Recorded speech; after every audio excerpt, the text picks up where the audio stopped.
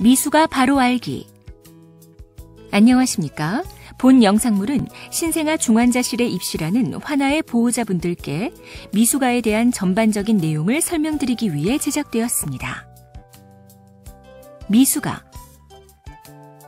미수가 또는 조산아란 재태기간 37주 미만으로 출생한 신생아를 말하며 저체중 출생아란 출생 시 체중이 2,500g 미만인 신생아를 말합니다. 이들은 여러 신체 장기 및 기능들의 미성숙과 태내 영양 축적 결핍으로 인해 정상 신생아에 비해 출생 후 적응이 불리하며 특히 재태 기간이 짧을수록 출생 체중이 작을수록 여러 질병과 합병증 등에 더욱 취약하게 됩니다. 따라서 일정 기간 신생아 중환자실에 입원하여 전문적이고 집중적인 치료가 필요하게 됩니다. 미수가의 특징. 체온 조절. 미수가는 체중에 비해 체표면적이 넓고 체온 조절 기능이 약하여 일정 기간 동안 인큐베이터나 온열 집중 치료대에서 돌보게 됩니다.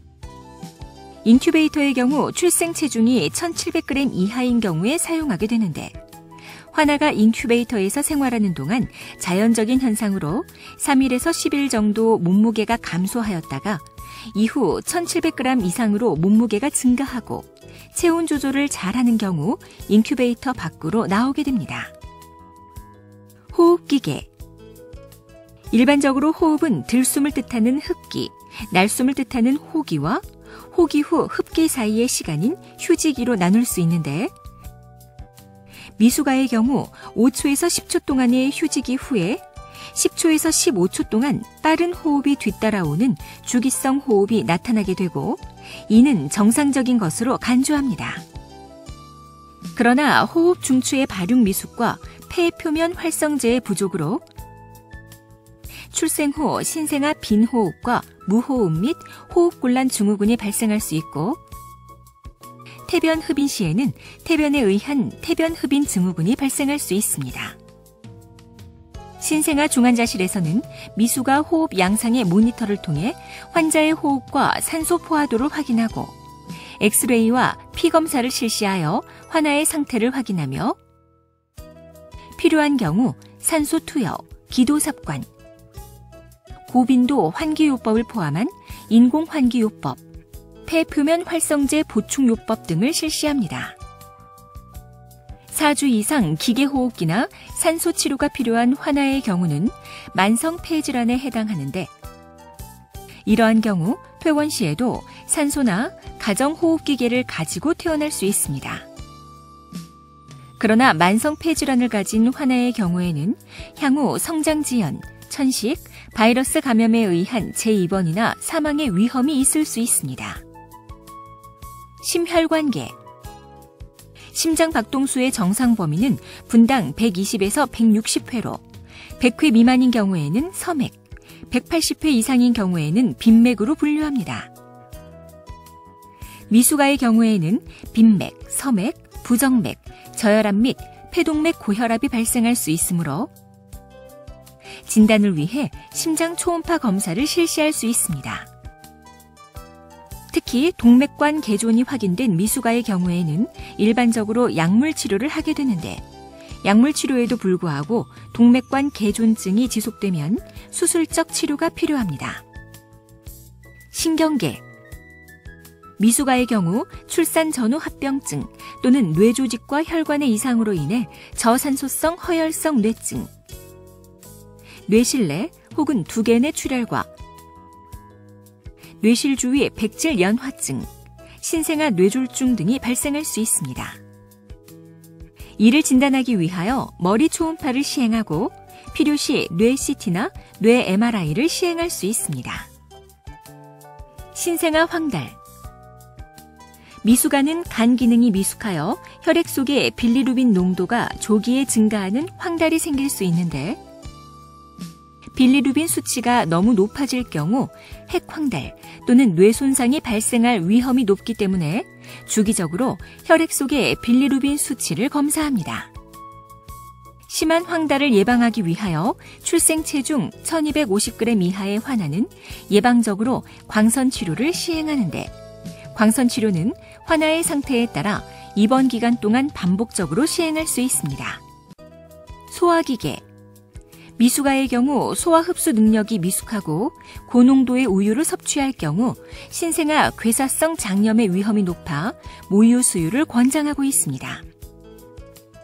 특히 제태주수 32주 미만이거나 1,500g 미만으로 출생한 미숙아의 경우에는 모유 수유를 권장하고 있는데, 수유 방식은 일반적으로 빨고 삼키고 숨쉬는 것이 가능한 32주부터 젖병 수유가 가능하고, 제태주수 32주 미만이거나 기관삭관이 되어 있거나 빠는 힘이 약한 경우에는 위장에 연결된 관을 통해 수유를 진행합니다.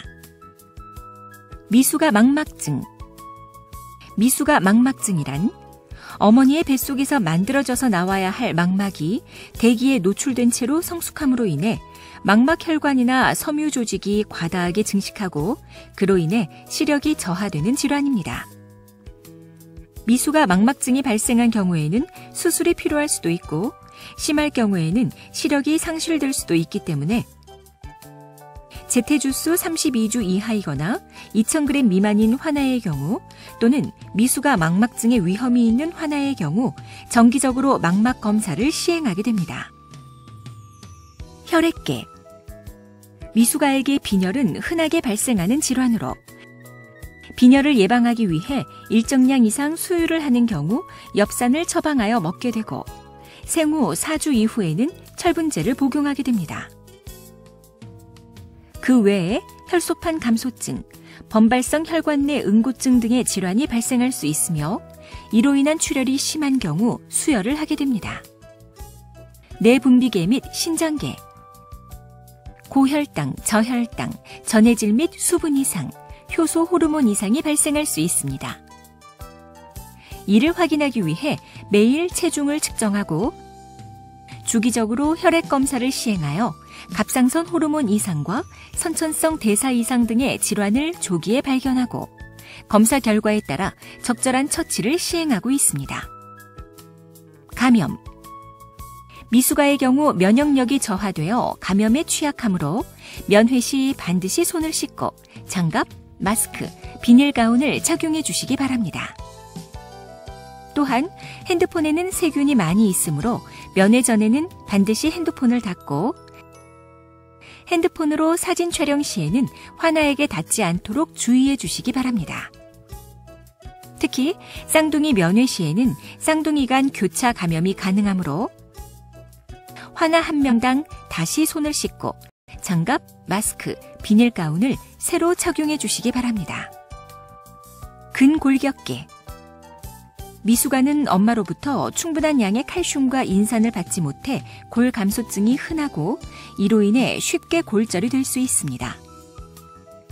이를 진단하기 위해 골절 위험이 있는 환아의 경우에는 주기적으로 엑스레이, 피검사, 소변검사를 시행하여 골절 여부를 확인하고 있습니다. 피부. 미숙아는 만사가에 비해 피부의 제일 바깥층인 각질층이 적어 외부로부터의 피부 보호 기능이 부족하고 표피를 통한 수분 소실이 매우 많습니다. 또한 진피에 콜라겐과 탄력 섬유가 부족하여 부종이 나타날 수 있고 피부가 연약하여 각종 도관의 고정용 테이프로 인한 피부 벗겨짐이나 장기간 누워서 지내는 자세로 인해 욕창이 생길 수 있습니다. 기타. 연속적이고 강렬한 조명은 환아의 눈에 손상을 줄 수 있고 수면 시간 결핍을 가져올 수 있어 신생아 중환자실에서는 은은한 조명을 유지하고 있습니다. 또한 난청을 조기 진단화하여 청력 손실로 인한 언어 장애를 최소화하고 언어 발달을 위한 청각 재활의 기회를 제공하여 정상적인 언어 생활을 할 수 있도록 퇴원 전 청력 검사를 시행하고 있습니다. 지금까지 미숙아에 대한 전반적인 내용을 설명드렸습니다. 감사합니다.